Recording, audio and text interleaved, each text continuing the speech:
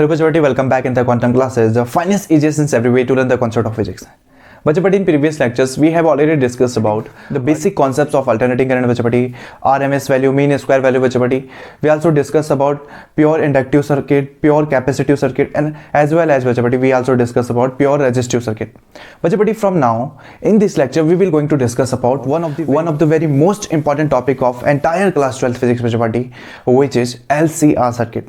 Okay तो बच्चों हम आज LCR सर्किट में पढ़ेंगे और LCR सर्किट में हम क्या पढ़ेंगे बच्चों। देन उसके इंपीडेंस के बारे में पढ़ेंगे, जिसे हम हिंदी में प्रतिबाधा कहते हैं। फेज डिफरेंस देखेंगे बच्चों हम उसका, और रेजोनेटिंग केस देखेंगे। रेजोनेटिंग केस क्या होता है, अनुनाद की स्थिति क्या होता है बच्चों। तो आज हम LCR सर्किट को बहुत ही फाइनेस्ट और ईजी वे में और बच्चों बहुत डिटेल तरीके से पढ़ेंगे। ठीक है, डिटेल तरीके से ऐसा नहीं कि आपके सिर के ऊपर से निकल रहा है, ठीक है, आपके सिर पे जाके लगेगा, आई मीन समझ में आएगा बच्चों, उसकी गारंटी मैं देता हूँ। बस आप लास्ट तक जुड़े रहिएगा। और आपसे एक और रिक्वेस्ट है, अगर आपने प्रीवियस थ्री लेक्चर्स नहीं देखा है, कौन से, pure resistive circuit, pure inductive circuit and pure capacitive circuit वाला बच्चों, तो प्लीज जाकर पहले आप उससे देख लीजिए, आपको बहुत ज्यादा हेल्प मिलेगा। ओके, अगर आपने वो तीनों देख लिया ना तो ये तो आपको बिल्कुल बच्चों का गेम लगेगा। ठीक है, वैसे बच्चों का गेम ये है, पहले जाके देख लीजिए, ऊपर आई बटन है, उसे क्लिक कीजिए, आप पहुंच जाओगे प्लेलिस्ट में। ओके, तो देन बच्चों हम ज़्यादा समय ना गवाते हुए देखते हैं क्या है LCR सर्किट, आखिर इसमें ऐसा है क्या कि जो कि आपके सीनियर्स में इसका इतना ज़्यादा खौफ है। खौफ नाम का ऐसा कुछ है ही नहीं बच्चों। आप इसको देखना, लास्ट में आप खुद ही कहोगे कि इसे क्यों इतना ज़्यादा भाव दे रहे हो आप लोग। इतना भाव नहीं देना चाहिए हमें इसे, ठीक है, इतना खौफ लायक ये टॉपिक ही नहीं है। तो बच्चों देखो, LCR सर्किट क्या है, आपने प्रीवियस लेक्चर्स देखा हुआ है तो ऑब्वियस सी बात आपको पता होगा कि इसे LCR सर्किट क्यों कह रहे हैं। ठीक है, एक ऐसा अल्टरनेटिंग करंट वाला सर्किट, जिसमें इंडक्टेंस भी हो, कैपेसिटेंस भी हो और रेजिस्टेंस भी हो। क्या हो, जिसमें बच्चों क्या हो, हमारा इंडक्टेंस भी हो, किस चीज से शो करते हैं, L, कैपेसिटेंस भी हो एंड बच्चों रेजिस्टेंस भी हो। ठीक है, और इस सर्किट में किस चीज को सप्लाई दिया जा रहा है, ये सप्लाई दिया जा रहा है बच्चों अल्टरनेटिंग वोल्टेज को। और अल्टरनेटिंग वोल्टेज को क्या कहेंगे, V = V0 sin omega T. Okay बच्चों, अगर आपने प्रीवियस लेक्चर नहीं भी देखा है ना, मान लिया कि अगर आपने नहीं देखा है, वैसे आपको देखना चाहिए, ऐसा शॉर्टकट वाला काम भी मत करो।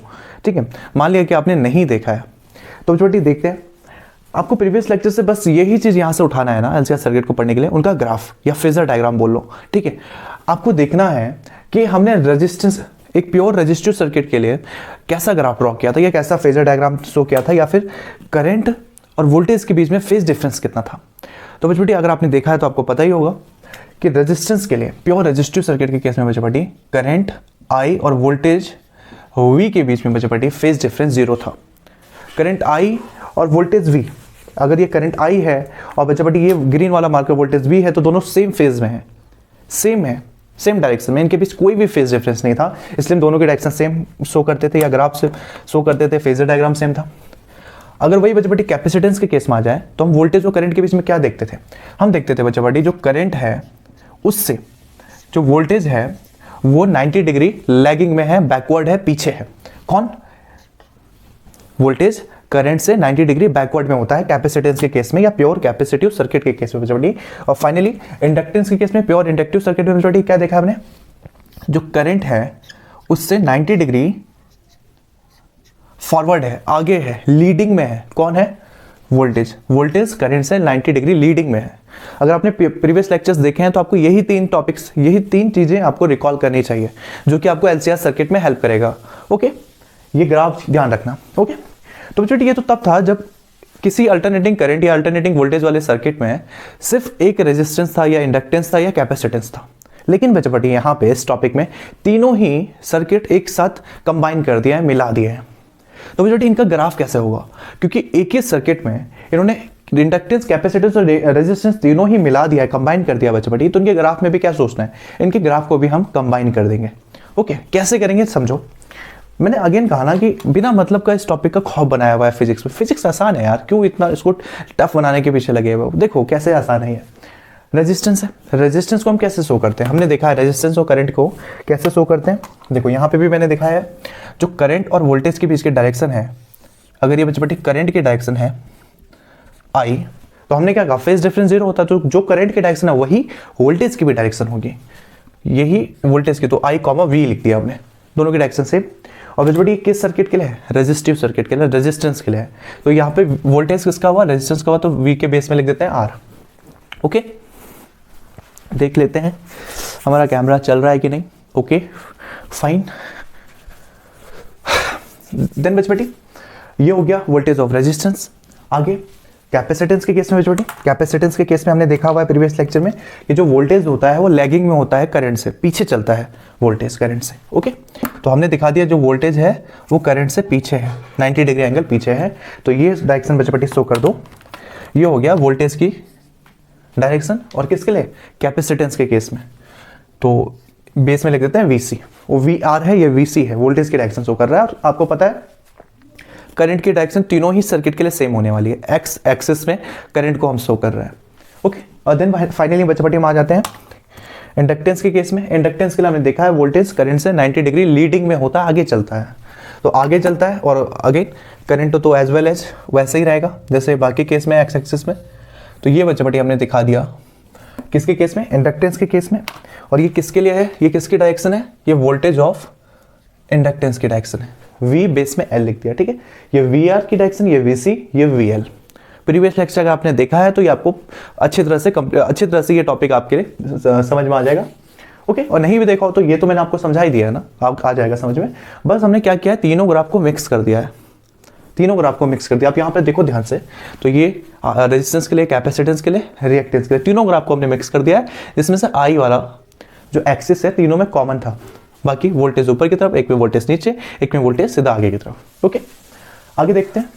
तो बच्चे बेटी हमने डायरेक्शन तो शो कर दिया वोल्टेज का, लेकिन हमें रिजल्टेंट वोल्टेज कैसे मिलेगा। तीनों वोल्टेज की डायरेक्शन डिफरेंट है, तीनों की डिफरेंट डायरेक्शन है, आप देख सकते हो, ऑब्वियस सी बात है। लेकिन बच्चे बेटी एक हमें रिजल्टेंट वोल्टेज चाहिए होता है ना, परिणामी विभवांतर चाहिए होता है, वो कैसे मिलेगा। तो उसके लिए क्या करेंगे बच्चे बेटी, हम सबसे पहले VL और VC का हम रिजल्टेंट वोल्टेज निकालेंगे, परिणामी विभवांतर, ठीक है। तो VL और VC के निकालने के लिए बच्चे बेटी सबसे पहले हम मान लेंगे हम इफ माना, यदि क्या होगा, यदि if VL is greater then VC, हम इस केस को लेते हुए चल रहे हैं, VL is greater then VC, ठीक है। जो नहीं है VL is greater then VC ही हो, ऐसा कंपलसरी नहीं है। VC is greater then VL भी हो सकता है, ये भी पॉसिबल है, हो सकता है। लेकिन बेटे हमें कोई तो केस लेना पड़ेगा ना, या तो ये ले ले या ये ले ले, ठीक है। तो हम कोई एक केस लेते हुए चल रहे हैं, ऊपर वाला लेते हुए चल रहे हैं। नॉर्मली हमारे बुक्स में VL is greater then VC को ही इतने समय से हम लिखते आ रहे हैं, तो ऐसा कोई प्रॉब्लम नहीं है। लेकिन आप ऐसा मत समझना कि हम VC is greater then VL नहीं लिख सकते हैं, वो भी लिख सकते हैं, ठीक है। तो बेटे VL is greater then VC, इसका क्या मतलब हुआ ग्राफ के तौर पे, हमने पहले ले लिया if VL is greater then VC। तो देखो बच्चों हमने ग्राफ भी ऐसे ही शो किया है, आप देख सकते हो। जो इंडक्टेंस VL की ग्राफ थी हमने उसको थोड़ा लेंथी बनाया है, और VC जो कैपेसिटेंस की ग्राफ थी बच्चों इसको हमने थोड़ा शॉर्ट बनाया। अगर आप नोट्स बना रहे हो तो आप इस चीज का ध्यान रखना, VC की थोड़ी लेंथ शॉर्ट में रखना, इसको थोड़ा लेंथी रखना VL को। ओके, तो VL is greater then VC बच्चे बटी, देन हम इसका रिजल्टेंट क्या मान लेंगे, क्योंकि VL बड़ा है इसलिए जो रिजल्टेंट होगा वो VL की डायरेक्शन में होगा। अगेन क्योंकि VL बड़ा है, हमने माना है VL is greater then VC, इसलिए बच्चों हम ये मानेंगे कि जो रिजल्टेंट वोल्टेज होगा वो VL की डायरेक्शन में होगा। और रिजल्टेंट वोल्टेज को क्या लिखेंगे बच्चों, देखो रिजल्टेंट वोल्टेज को हम लिखेंगे ऐसा, VL माइनस VC, बड़े में से छोटा घटाते हैं, माइनस करते हैं। तो क्योंकि L बड़ा है, VL बड़ा है, इसलिए VL माइनस VC, और ये VL और VC की रिजल्टेंट वोल्टेज हो गई। लेकिन बच्चे एक तीसरा वोल्टेज भी तो है यहाँ पे हमारा, देख सकते हो आप, तीसरा वोल्टेज भी तो है, वोल्टेज ऑफ रेजिस्टेंस। तब हम रिजल्टेंट वोल्टेज कैसे निकालेंगे, दो की तो हमने निकाल ली, एक तीसरा भी तो है। तो उसके लिए बड़ा सिंपल होता है, आप क्या करो, इस स्लोप को आप मिला दो, ठीक है। ये जो आपका स्लोप है, स्लोप क्या कह रहा हूं, ये VL माइनस VC, एक ये रिजल्टेंट वोल्टेज और ये VR। आपको इन दोनों के बीच रिजल्टेंट वोल्टेज चाहिए, तो सिंपली इन दोनों पॉइंट्स को आप कनेक्ट कर दो बच्चा पटी, और ये फाइनली हो जाएगा, ये वाला जो स्लोप है ये फाइनली शो करेगा बच्चा पटी हमारा रिजल्टेंट वोल्टेज LCR सर्किट के लिए। तो बच्चा पटी अब देख लेते हैं रिजल्टेंट वोल्टेज को हम कैसे फाइंड करेंगे, ठीक है।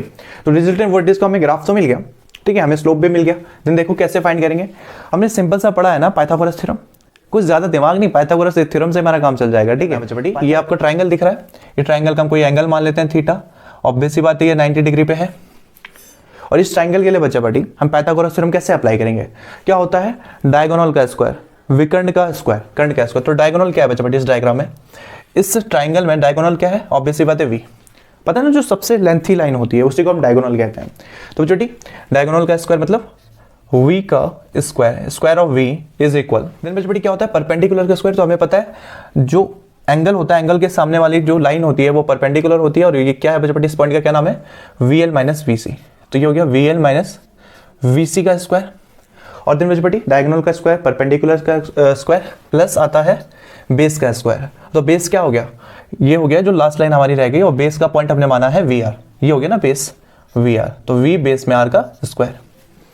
कंफ्यूज तो नहीं हो रहे हो ना अलग से, चलो ठीक है, कंफ्यूज हो रहे हो तो मैं अलग से एक ट्राइंगल बना देता हूँ। देखो ये पॉइंट को हमने लिया, ये जो नीचे की तरफ है ये हो गया वी आर, ये ऊपर की तरफ ये वी, ठीक है, ये ऐसे में वी, और देन बच्चे ये वाला जो पॉइंट हो गया ये हो गया वी एल माइनस वी सी। तो वही लिया डायगोनल का स्क्वायर वी स्क्वायर इक्वल ये जो आपका हो गया परपेंडिकुलर का स्क्वायर प्लस बेस का स्क्वायर। बेस की जगह क्या है हमारा, बेस की जगह हमारे पास V R. Okay, is it clear? इसी चीज को बच्चे हम आगे सॉल्व करते हैं। देखो कितना सिंपल है रिजल्टेंट वोल्टेज निकालना, और यहीं से हमें इंपीडेंस फाइंड हो जाएगा। ओके, देन बच्चे देखते हैं, इसको थोड़ा छोटा ही लिखते तो अच्छा रहता। वी एल माइनस वी सी को हम क्या लिख सकते हैं, इसको मैं इधर लिख देता हूँ, ठीक है, इसको मैं लिख देता हूँ V L minus V C. Okay, then बच्चे सॉल्व करो इसे। तो ये हो गया बच्चे फ्रॉम पाइथागोरस थ्योरम। इसके बाद हम इसे सॉल्व कर लेते हैं। सॉल्व करने से पहले बच्चे हमें ये पता है, हमने पढ़ा हुआ है फ्रॉम ओम्स लॉ, ठीक है, फ्रॉम ओम्स लॉ क्या पढ़ा है हमने, जो वोल्टेज होता है, वोल्टेज ऑफ रेजिस्टेंस इक्वल होता है आई इंटू आर, पढ़ा है ना, current into resistance V R. और क्या पढ़ा है बच्चे हमने, वोल्टेज ऑफ इंडक्टेंस होता है करंट इंटू रेजिस्टेंस की जगह इंडक्टेंस के केस में आता है एक्सएल, ठीक है, इंडक्टिव रिएक्टेंस कहते हैं इसे। और बच्चा बताइए हमें पता है वी आर तो हमने ले लिया ना, वी सी इक्वल होता है current into capacitive reactance IC, हमें ये वैल्यू पता है। तो इन वैल्यूज को बच्चे हम ऊपर वाले इक्वेशन में पुट करेंगे, देन क्या हो जाएगा बच्चे, देखो ये हो जाएगा वी स्क्वायर को तो एज इट इज रखो आप, वी स्क्वायर को as it is V square equal V L की जगह क्या है बच्चे यहाँ पे I XL minus V C की जगह क्या है यहाँ पे आई एक्स सी का होल स्क्वायर, और प्लस बच्चे हमारे पास है वी आर का होल स्क्वायर, और वी आर की जगह हमारे पास क्या है आई आर, ये है, तो वी आर का होल स्क्वायर है तो ये हो जाएगा आई स्क्वायर आर स्क्वायर। ओके बेटी, डन, ठीक है ना। तो बेटी नेक्स्ट स्टेप में हम देख सकते हैं, यहाँ पे सारे टर्म्स में आई स्क्वायर कॉमन है, राइट हैंड साइड आप देख सकते हो, यहाँ पे वी स्क्वायर इक्वल क्या है आई स्क्वायर कॉमन है, इसमें कॉमन है आई स्क्वायर, तो ये आ गया आई स्क्वायर बाहर, अंदर क्या रह गया बच्चे, तो अंदर रह गया एक्सएल माइनस एक्स सी का होल स्क्वायर। ओके, आल्सो बच्चे क्या है, इसमें भी आई स्क्वायर कॉमन है, तो ये हो गया बच्चे ओनली आर स्क्वायर, ये कॉमन हमने लिया, इसलिए कॉमन लेने की वजह से यहाँ पे हम ले लेते हैं ब्रैकेट, और ब्रैकेट के अंदर के टर्म्स ये रह गया, आई स्क्वायर को हमने कॉमन ले लिया। ओके, अब क्या करना है बच्चे, इस आई स्क्वायर को लेफ्ट हैंड साइड लेके आओ, पहले वो मल्टीप्लाई में था, इधर आया तो वो ये हो गया डिवाइड में, तो ये हो गया बच्चे ऊपर तो वी स्क्वायर है, और ये इधर नीचे डिवाइड में आ गया, तो ये हो गया आई स्क्वायर इक्वल बच्चे क्या हो गया एज इट इज, उतारो इसे, XL minus X C plus sorry square भी है आर स्क्वायर। ओके फाइन, देखो बेटी दोनों स्क्वायर में है, अगर हम यहाँ से स्क्वायर हटाएं तो दूसरी तरफ क्या आ जाता है, राइट हैंड साइड क्या आ जाएगा हमारा, अंडर रूट आ जाएगा, रूट आ जाएगा। अगर हम ये वी स्क्वायर आई स्क्वायर को हटाएं तो ये सिंपल रह जाएगा बच्चे वी आई, ठीक है, वी स्क्वायर आई स्क्वायर को हमने हटा दिया तो ये सिंपल रह गया वी अपॉन आई, और इस तरफ बच्चे आ गया अंडर रूट में टर्म, ठीक है, यहाँ से स्क्वायर हटा दूसरी तरफ अंडर रूट आ गया, और दिन बच्चे अंडर रूट के अंदर क्या रह गया एक्सएल माइनस एक्स सी का स्क्वायर प्लस रेजिस्टेंस का स्क्वायर। Fine, okay. और बच्चे हमने पहले भी पढ़ा हुआ है, क्या पढ़ा है हमने, ओम्स लॉ के हिसाब से, फ्रॉम ओम्स लॉ में पढ़ा है बच्चे कि जो वोल्टेज अपॉन करंट होता है किसके इक्वल होता है, वोल्टेज अपॉन करंट, ये इक्वल होता है बच्चे रेजिस्टेंस, प्रतिरोध के इक्वल, रेजिस्टेंस के इक्वल बच्चे हमने ओम्स लॉ में ये पढ़ा है, voltage upon current equal resistance. और बच्चे हमने इससे पहले भी मैंने आपको बताया प्रीवियस लेक्चर्स में भी हमने देखा है बच्चे, अगर ऐसा सर्किट जिसमें रेजिस्टेंस के साथ साथ इंडक्टेंस या कैपेसिटेंस हो बच्चे, तो वहां पर हम उसे रेजिस्टेंस ना कह के हम उसे कहते हैं इंपीडेंस, और इंपीडेंस को किस चीज से शो करते हैं, इंपीडेंस को शो करते हैं बच्चे हम जेड से। ओके, तो यहां पे बच्चे क्योंकि ये वोल्टेज अपॉन करंट है, ओके,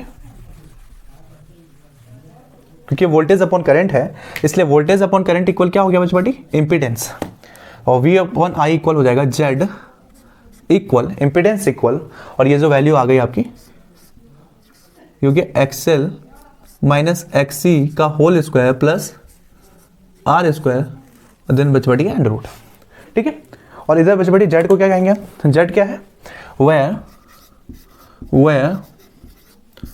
जेड इक्वल बच पड़ी ये हो जाएगा, क्या कहा था इसे, impedance, where Z equal impedance, आपको हिंदी में बताया था मैंने अभी आपको, इम्पीडेंस,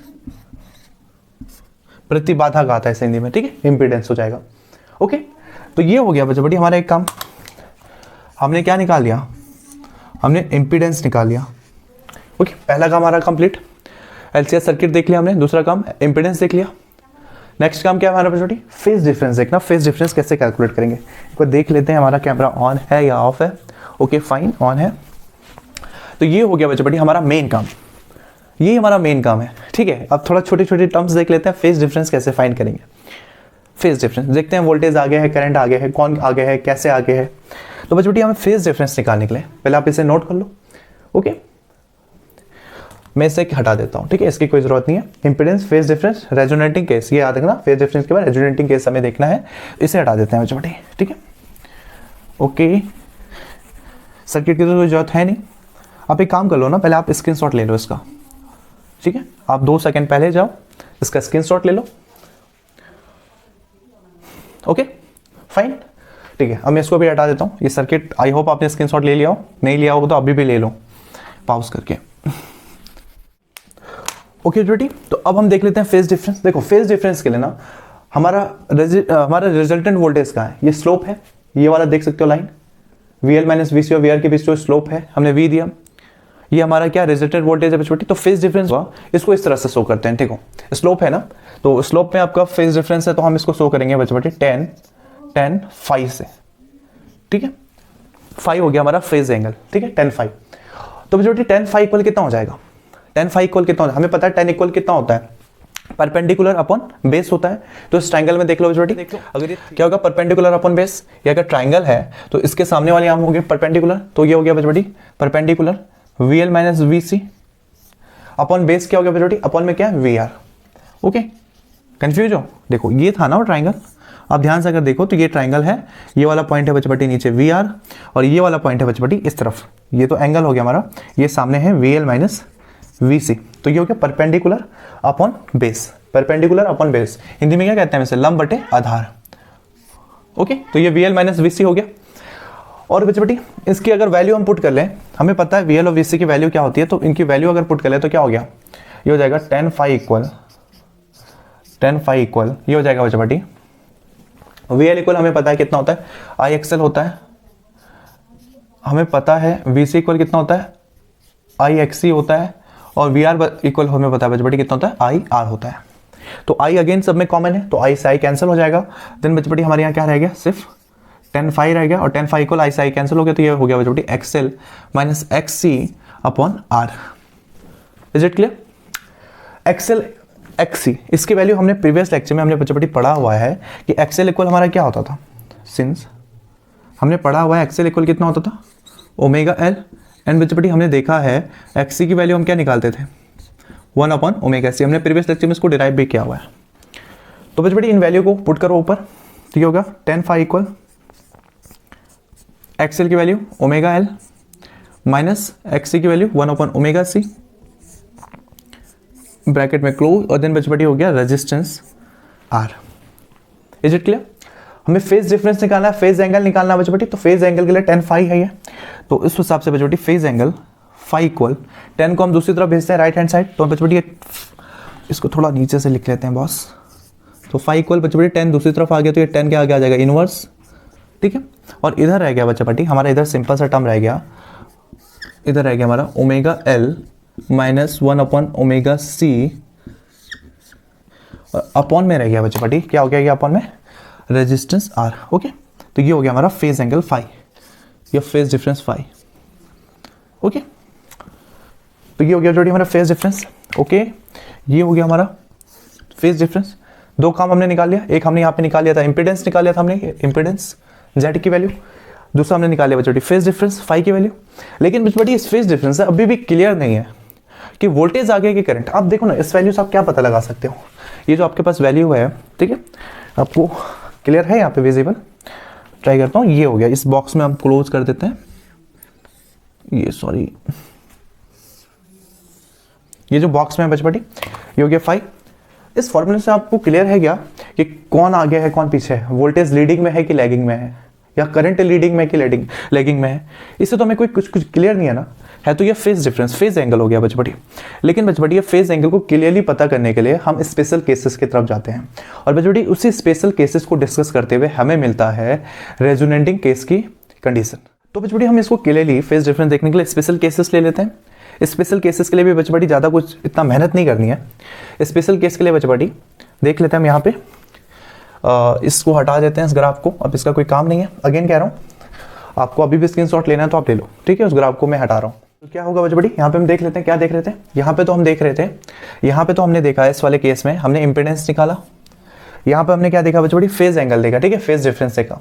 यहाँ पे इसको शो कर देते हैं ऐसे में, ओके, ये स्टेप्स, और फाइनली हमें ये मिला। और ये क्या था बचपटी, वेयर बचपटी, where phi equal phase difference बोलो या फिर बोलो इसे फेज एंगल, फेज डिफरेंस बोलो या फिर बोलो इसे फेज एंगल। तो इस स्टेप में बचपटी हमने फेज एंगल या फेज डिफरेंस शो किया, इधर इंपीडेंस, और फाइनली बचपटी इस यहाँ पर आगे हम यहाँ पे शो करेंगे स्पेशल केसेस को, ठीक है। क्या शो करेंगे हम यहाँ पे, स्पेशल केसेस, इसे हिंदी में कहते हैं विशेष स्थितियां, स्पेशल केसेस। और स्पेशल केसेस क्यों, स्पेशल केसेस की जरूरत क्यों पड़ रही है, मैंने आपको समझा दिया कि हमारे पास जो फॉर्मूला आया फेज डिफरेंस का उससे हमें क्लियर नहीं है कि वोल्टेज आगे है ये पीछे है, कैसे आ गया, फेज डिफरेंस कैसा है, ठीक है। तो बच्चों देख लो यहाँ पे 3 स्पेशल केसेस आने हैं। फर्स्ट स्पेशल केसेज, इफ यदि क्या हो, यहाँ पे omega L minus omega C था ना, 1 upon omega C, if omega L is greater than 1 upon omega C, यदि ओमेगा एल बड़ा है 1 अपॉन ओमेगा सी से, देन बच्चों ऑब्वियस सी बात है जो फाई है, जो फाई की वैल्यू है ये पॉजिटिव आएगी, ठीक है। ओमेगा एल आगे है ना, ओमेगा एल अगर बड़ा है 1 अपॉन ओमेगा सी, तो ऑब्वियस सी बात है हमारी जो फाई है उसकी वैल्यू पॉजिटिव में आएगी बच्चों। तो फाई अगर पॉजिटिव आया देन बच्चों क्या होगा, इस केस में जो वोल्टेज होगा वो लीडिंग में होगा करंट की कंपेरिजन में, ठीक है। तो हम यहाँ पे लिख देते हैं if omega L is greater than omega C, then मैं शॉर्ट में आपको लिख सकता हूँ, आप ऐसा लिख सकते हो, देन क्या होगा, जो वोल्टेज होगा लीडिंग में होगा करंट की कंपैरिजन में, क्योंकि omega L is greater than 1 upon omega C के कंडीशन में जो फाई होगा, फेज एंगल होगा वो पॉजिटिव होगा, और वो पॉजिटिव हुआ देन क्या होगा, आपका जो वोल्टेज होगा, then voltage is in leading, ठीक, लीडिंग मीन्स लिख दिया यहाँ पे, वोल्टेज आगे होगा, या फॉरवर्ड कह सकते हो आप, ठीक है। आपको अगर लीडिंग वर्ड सही नहीं लग रहा है तो आप कह सकते हो वोल्टेज आगे रहेगा, क्या होगा, voltage is in forward, okay. Second special case बेटी देख लो, सेकंड केस हमारा क्या होगा, सेकंड केस है if omega L is lower than smaller than 1 upon omega C, इस बार उल्टा, इस बार ओमेगा एल बड़ा था, इस बार ओमेगा एल छोटा हो गया 1 अपॉन ओमेगा सी से, देन बच्ची ऑब्वियस सी बात है, पिछले बार 5 पॉजिटिव में आ रहा था, क्या आ रहा था पिछले बार 5 किस में आ रहा था बच्ची, पिछले बार 5 आ रहा था हमारा पॉजिटिव में, और अगर ये केस आया omega L is smaller than 1 upon omega C, then बच्ची हमें पता है, ऑब्वियस सी बात है, जो 5 होगा इस बार पॉजिटिव ना आके नेगेटिव आएगा, और हमें पता है नेगेटिव के केस में जो वोल्टेज होता है वो लैगिंग में जाता है, बैकवर्ड में चला जाएगा, देखिए। तो यहाँ पर अगर then voltage is in backward condition, या लैगिंग बोलो या फिर बोलो बैकवर्ड, इज बैकवर्ड, किसके कंपेरिजन में हम कह रहे हैं, करंट के, इज बैकवर्ड, ठीक है। Voltage is backward than current. और फाइनली बच्चे लास्ट, ये हमारे लिए स्पेशल कंडीशन है, ये जो केस है बच्चे लास्ट, ये हमारे लिए स्पेशल केस है, क्योंकि इससे स्पेशली क्वेश्चन बनता है। और वो केस क्या है, पहले ओमेगा एल ग्रेटर था, फिर स्मॉलर हुआ, और देन बच्चे फाइनली इफ समझौता कर लो भाई, कोई बड़ा नहीं कोई छोटा नहीं, दोनों बराबर हो गया ओमेगा सी। जब omega L is equal 1 upon omega C, then बच्चे जो 5 होगा वो कितने फेज डिफरेंस में होगा, 0, 5 की वैल्यू 0 हो जाएगी। आप ऑब्वियस सी बात है, फॉर्मूले में देखो, omega L equal omega C अगर कर दो तो ये पूरा एंगल 0 हो जाएगा ना, 2 - 2 करो तो आंसर कितना आएगा, 0, तो फेज एंगल कितना हो जाएगा, 0, तो 5 इक्वल कितना हो जाएगा, 0।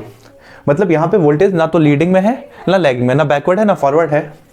देन यहाँ लिख दोगे बेटी, देन वोल्टेज नहीं देन यहाँ पे लिख दोगे बच्चों देन फेज डिफरेंस या फेज एंगल या phase difference equal 0। Phase angle या फेज डिफरेंस इक्वल 0 हो जाएगा बच्चों।